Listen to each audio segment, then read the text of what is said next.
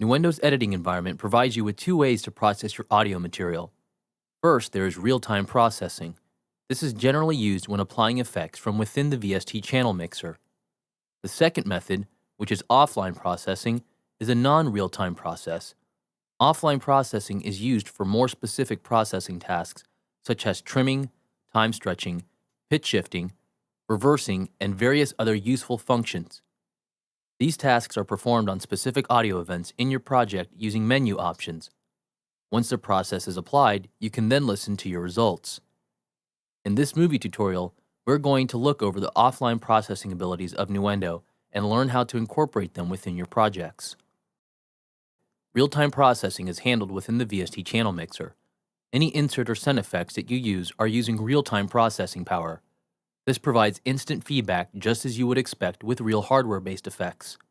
Since offline processing is not real-time, these tasks are accessed by selecting a specific audio event in your project and either choosing the process menu from the main audio menu or right-clicking on a PC or control-clicking on a Mac to bring up the context menu. Once an option is chosen, the process is applied, and then you can hear your results. Since we've already gone over the methods for applying and using real-time audio effect plugins within the mixing topic, let's spend a little time learning about offline processing and some of the advantages it offers. Offline processing functions are available to you by selecting an audio event or a specific range of an audio event and using right-click or control-click to choose the process category from within the context menu. Here we see a list of various tools to choose from. Each function has a specific use and purpose. For example, pitch shifting, which allows you to alter the pitch of any given audio event and process it with superb clarity and with hardly any artifacts. One of the more common tools is reverse, allowing you to simply change the direction in which the audio plays back. When choosing any of these offline processes, one of two things may happen. First, if the process does not require any user input, then it will simply do the task and apply it to the audio. If a process requires user input, then you are provided with an editor dialog box that gives you specific parameters for adjusting and setting the process. A function unique to Nuendo is the ability to use plugins for offline processing. You can use the very same plugins you use for real-time processing in the VST channel mixer as an offline process. You may wonder, what's the point in that?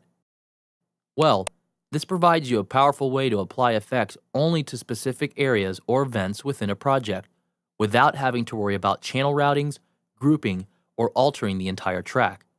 I'll give you an example of this in just a moment. Out of the various processes and options you have, no matter which task you choose, you are always prompted if you are altering an event that has been copied to other areas of the project. Nuendo will simply ask you whether you want to apply the process to all the referenced events or just the one you have selected. If you're not happy with any of the effects or processes you've applied, then you can access the offline process history for any specific event and change them as needed. An important rule about offline processing is, it is a non-destructive function. This means that it never alters the original audio material that is in the pool. Because of this, the offline process history gives you tremendous control over all the effects you have applied to an event. The offline process history is located in the audio menu. Once selected, a new dialog window appears. Here you can see a list of the various processes I've applied to this audio event. Modify allows you to make changes to any given process in the list. Replace allows you to replace a process with any of the available choices. You can even change processes that are in the middle of the list. Once you're done, Nuendo will reapply all the processes again to the original audio material, giving you the new results. What's incredible about this tool is that Nuendo keeps this offline process history for every individual piece of audio you process.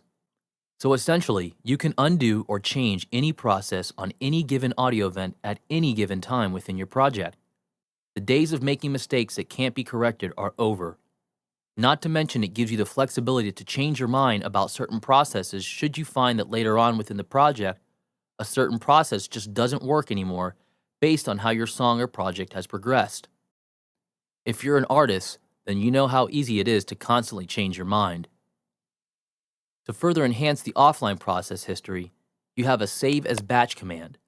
This allows you to create a batch job, or what I like to call a preset from the specific list of processing commands you have for any given event. What this means is that if you used a specific set of tools to process an event, and you find that you want to process other audio files in the same way, then you can save that process list as a preset and call it up at any time to apply it to other audio events. This is a great time-saving feature when you have a handful of audio events that all require the same type of processing to be applied to them. Now that we have a good understanding of offline processing, here's an example of how to make use of it within a project by applying individual effects to specific sections of an audio event. Here I have a song up, and I'm right at the end section of a breakdown.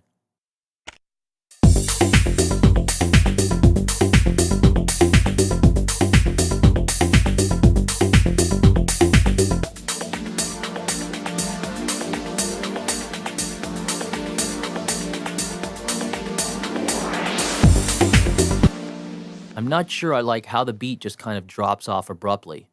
So I'm thinking we could add an effect to the last snare in the bar to allow it to trail off into the breakdown segment.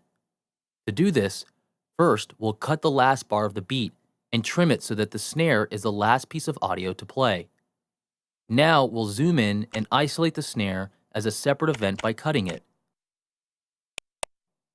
Now we right-click on this snare audio event and choose a reverb plugin from my list of plugin effects. We'll make our settings. And notice, I'll choose the More option so that I can determine how long Nuendo needs to trail the effect in order to capture the entire length of the reverb. Then I'll slightly adjust the wet-dry settings. Next, we'll preview it to make sure it has just the right amount of reverb. That sounds pretty good, so let's go ahead and apply it. That's it. Now that it's applied, you'll notice the event has been extended to contain the new reverb trail effect. Now let's back up the transport a bit and take a listen to see how this works.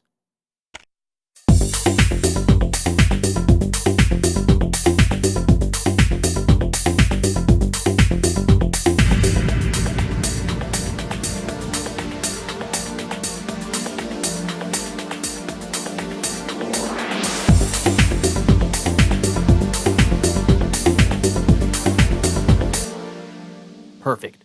That added a nice space at the end of the beat and makes it trail into the breakdown nicely. So in closing, although real-time processing is one of Nuendo's most powerful abilities, you can see just how important offline processing can be for any type of project you're working on. With the ability to perform surgical editing of effects on any audio event and the ability to keep track of every step with the offline process history, you'll find offline processing to be a great tool for everything from corrective tasks to heavy experimentation.